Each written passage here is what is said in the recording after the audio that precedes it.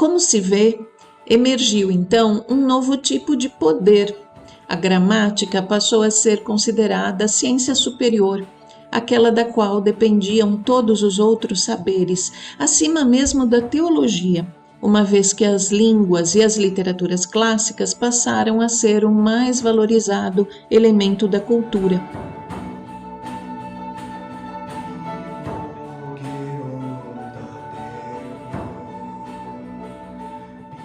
Olá, meu nome é Elaine Sartorelli, sou professora do Departamento de Letras Clássicas e Vernáculas da Faculdade de Filosofia, Letras e Ciências Humanas da Universidade de São Paulo. E meu tema hoje é Renascimento. Os eventos traumáticos que causaram o fim irreversível do Império Romano levaram a que, já no século IV, Amiano Marcelino descrevesse a Europa como um cemitério de livros, uma vez que, diz ele, as bibliotecas estavam fechadas como sepulcros perpétuos. Os livros da antiguidade que os cristãos não haviam proibido ou mesmo destruído sofriam agora com as chamadas invasões bárbaras, com saques e incêndios, com a emergência de novas línguas que substituíam o latim como idioma vernáculo.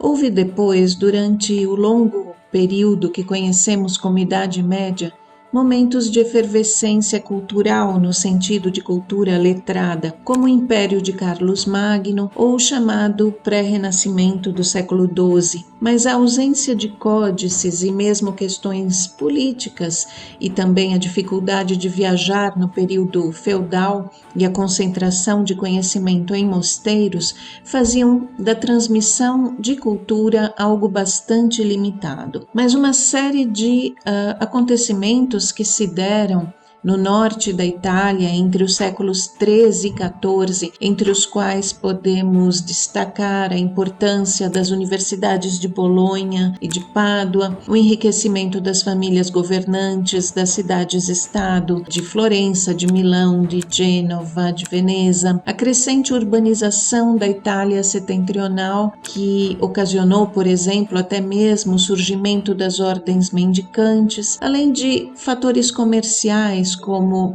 as rotas de Gênova e de Veneza, por exemplo. Enfim, criaram as condições favoráveis para que um embaixador, em suas inúmeras viagens, descobrisse pessoalmente toda uma coleção de manuscritos antigos com epístolas de Cícero. Esse homem era Francesco Petrarca. Uma nova mentalidade começa a se delinear então, com um novo olhar e mesmo com uma nova consciência sobre o passado. Começa a se esboçar então a ideia de que houve um intervalo que separava esses novos homens em sua relação com a antiguidade de seus antecedentes próximos temporalmente. Petrarca teria sido o primeiro a se referir aos séculos precedentes como Idade das Trevas. Com Lorenzo Valla, depois, estabelece-se com clareza a ideia de que um longo período separa seus contemporâneos daquela antiguidade clássica e que esse período fora bárbaro. Bárbaro porque desconhecedor dos autores clássicos e, portanto, sem modelos que imitar. Dá-se então como que uma invenção do passado distante, com interesse na recuperação e preservação de monumentos. Isso porque a própria palavra monumentum recuperou seu sentido original latino e os humanistas agora não estão apenas conscientes de que são herdeiros do passado, mas também seus custodes, seus guardiões. Um passado agora compreendido como patrimônio a ser estudado e transmitido como acervo da civilização. Por conseguinte, pertencer à antiguidade passou a se constituir agora um critério de autoridade.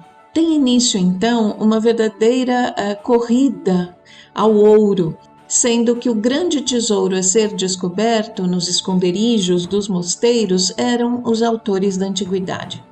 Textos que não haviam circulado por 1000 anos voltaram à vida. Nas primeiras décadas do século XV, por exemplo, deu-se a recuperação completa de vários textos de Cícero, entre os quais o De Oratore e o Orator.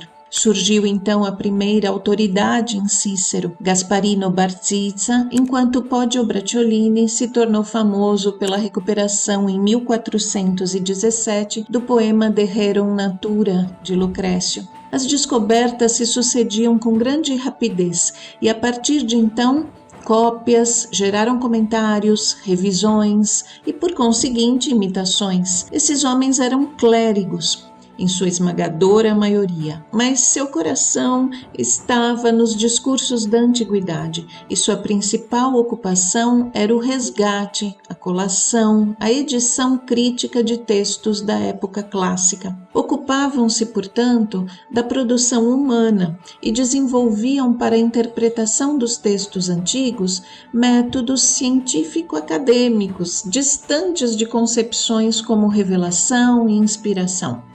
Uma atividade puramente humana, portanto, a letrada está na base do movimento humanístico. Mas ocorreram então, no século XV, alguns eventos que em conjunto possibilitaram que se dessem as condições que promoveram uma mudança na circulação do conhecimento.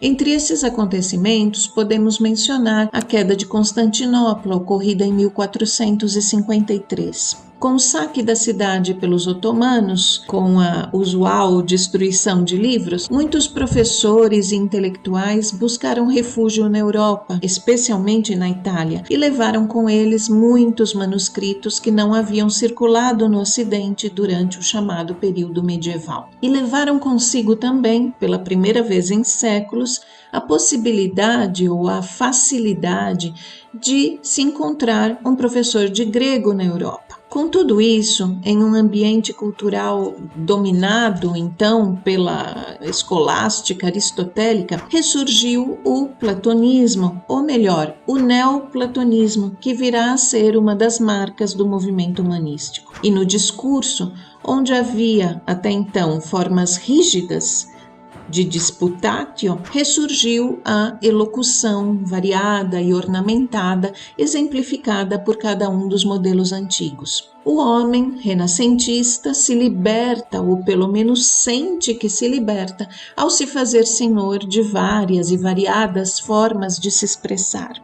Em consonância com tudo isso, e para suprir a demanda inesgotável desse novo mercado, um comerciante que aparentemente nem tinha um interesse particular pela cultura, de nome Gutenberg, criou então, também na segunda metade do século XV, talvez a mais importante invenção para a difusão da cultura depois da escrita e antes da internet: a prensa de tipos móveis. Se antes um livro tinha de ser copiado à mão, o que podia levar meses, e essa prática estava restrita a mosteiros ou então a homens muito ricos que podiam manter ou contratar copistas, agora, com a prensa móvel, uma página, uma vez montada, podia ser impressa milhares de vezes com uma rapidez e um baixo custo como nunca na história. Se a leitura era antes algo absolutamente restrito a um grupo muito pequeno de homens,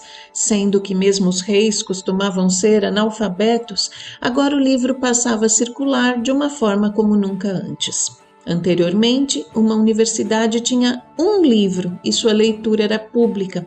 Agora, cada aluno podia dispor de seu exemplar e carregá-lo, trocá-lo, enviá-lo para colegas na Polônia ou na Inglaterra, uma vez que todo homem letrado sabia latim. Podia, inclusive, encomendar a publicação do seu próprio livro, caso não encontrasse editor, e essa prática se disseminou muito na Reforma. Enfim, o livro se tornou um objeto comum que podia ser adquirido a preço razoavelmente módico. Isso multiplicou exponencialmente não apenas o alcance dos textos publicados, mas seu número. Basta pensarmos que Abelardo, talvez o maior nome do aristotelismo em sua época, o século XII, não conhecia muitas obras de Aristóteles e talvez tenha tido acesso a não mais que uma dezena de livros em sua vida. Em 1494, porém, Giovanni Pico della Mirandola morreu deixando 1.191 títulos em sua biblioteca particular. E no século XVI,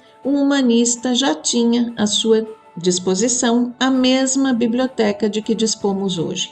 Em outras palavras, praticamente tudo aquilo que conhecemos hoje de autores greco-romanos já era conhecido por eles. De posse do conhecimento das línguas antigas e de seus autores, experimentando um desenvolvimento cultural e tecnológico como nunca antes, o que permitiu inclusive as grandes navegações, e até mesmo conseguindo se impor belicamente sobre, por exemplo, os muçulmanos expulsos da Espanha em 1492, o europeu se vê e se sente em uma nova idade de ouro, na qual ele reina sobre a natureza. O humanismo, movimento cultural que buscou colocar o homem, coisa inacreditável e maravilhosa, res supra fidem et mira, nas palavras de Pico della Mirandola, o homem como medida de todas as coisas, é, portanto, a visão de mundo desse momento em que, redescobrindo a antiguidade e se dando conta de que são herdeiros desse passado glorioso,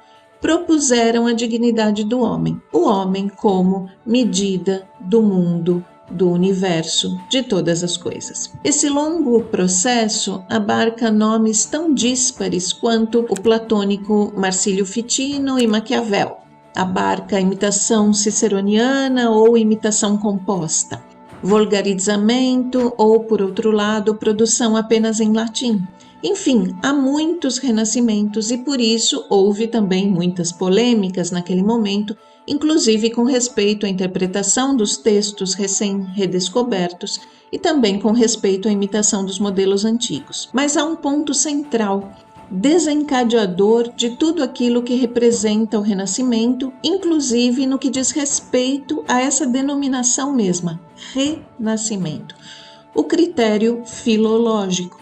Se o homem era a medida de todas as coisas, a medida de todo o conhecimento humano era a filologia. Foi seguindo o curso das palavras, foi historicizando os significados de cada termo que os humanistas organizaram o mundo ao mesmo tempo em que se apropriavam do passado à medida em que iam se dando conta dele. Os humanistas se apresentavam como arqueólogos ou mesmo como médicos legistas, que, desencavando e exumando textos antigos que não haviam circulado no Ocidente durante séculos, usavam métodos científicos para permitir que esses textos voltassem à vida novamente e contassem algo de sua época. O trabalho do humanista tinha, pois, como condição primeira a proficiência nas línguas antigas, especialmente o latim, língua franca, língua veicular da República das Letras.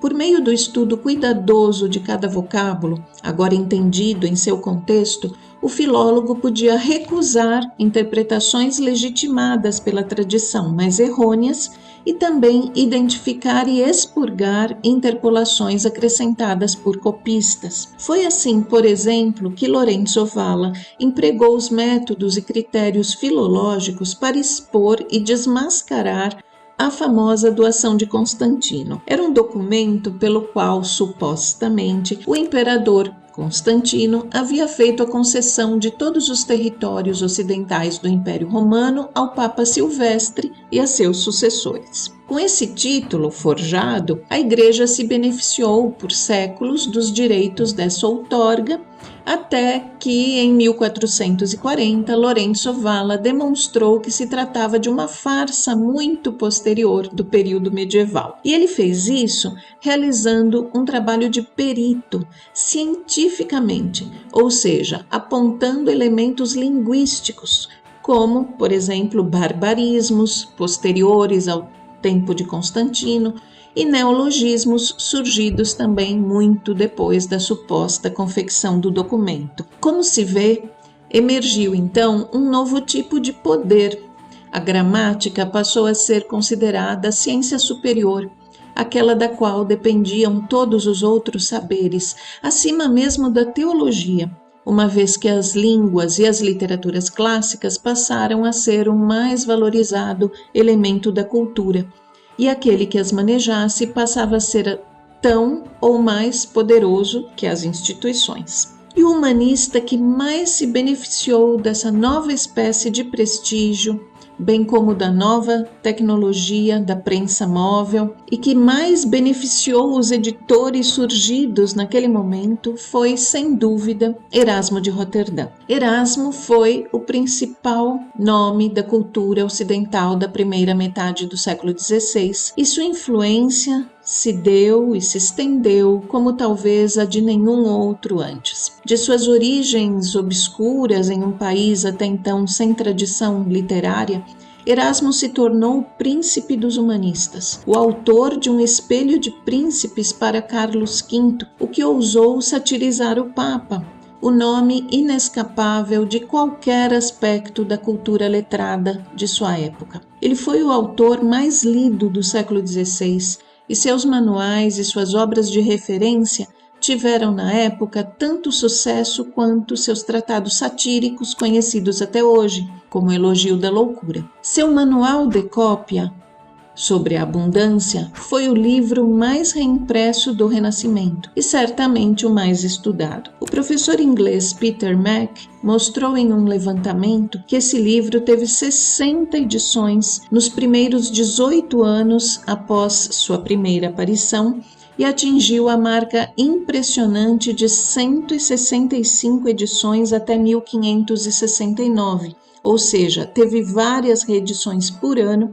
e chegou a 168 edições em 1580. Terence Cave demonstrou que o ensinamento de Erasmo sobre a cópia, a abundância, transformou as ideias do século XVI sobre ler e escrever e influenciou, ele usa a palavra estimulou, experimentos estilísticos como os de Ronsard, Rabelais, Montaigne. Como editor, Erasmo traduziu autores gregos para o latim, como, por exemplo, seu modelo, Luciano de Samosata. Foi o primeiro a publicar o Novo Testamento em colunas lado a lado, em koiné e em latim, corrigindo a tradução de Jerônimo para a Vulgata. Como humanista, realizou ou tentou realizar a fusão da cultura greco-latina com a cristã, e seu Anti-Barbari é uma das maiores defesas da cultura clássica de todos os tempos. Nele, o holandês prescreve não somente a leitura dos escritores antigos, mas a familiaridade com eles ao ponto de sabê-los de cor. E, além disso, apregoa que eles são não apenas exemplos literários, mas também morais, inclusive para os cristãos. Como ele escreveu toda sua monumental obra em latim e amava os gregos a ponto de ser chamado greguinho, Graeculus, ele é considerado uma espécie de campeão da antiguidade. Antiguidade que divulgou e difundiu incansavelmente. Ele tinha mesmo um método educacional em que os autores clássicos deviam ser ensinados de acordo com a dificuldade do texto, a idade do aluno, etc. E ele se identifica e se funde tanto com o humanismo cristão das primeiras décadas do século XVI que, de certa forma, desaparece com ele. O colapso do humanismo com as guerras religiosas e a Inquisição é o seu próprio e vice-versa. Isso se deu para ele irreversivelmente a partir da Reforma. Tanto que a resposta que ele escolheu finalmente dar a Lutero foi precisamente aquela que marca a diferença fundamental entre a visão de mundo humanística e a reformada. Ou seja, Erasmo confrontou Lutero com a defesa do livre-arbítrio, contrariamente à sola fide dos protestantes. Avesso a cismas e rebeliões, seu sonho humanístico e irênico era um ideal de Europa toda unida pelo projeto de preservação das línguas e literaturas clássicas, por um pacifismo cristão que advogou sempre e talvez até principalmente pela língua latina. Erasmo sempre pensou no latim como língua viva, nunca considerou o vulgarizamento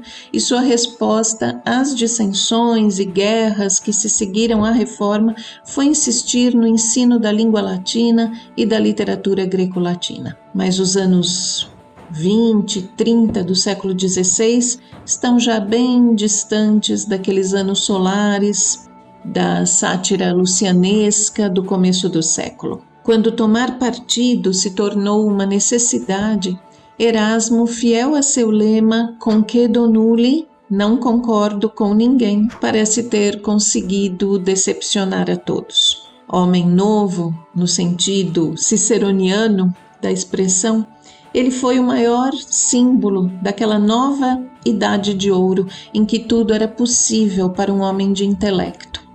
Quando não há mais lugar para ele, não há mais lugar para o diálogo, a fusão, a confiança no homem, no livre-arbítrio e em tudo mais que o humanismo representa. Obrigada.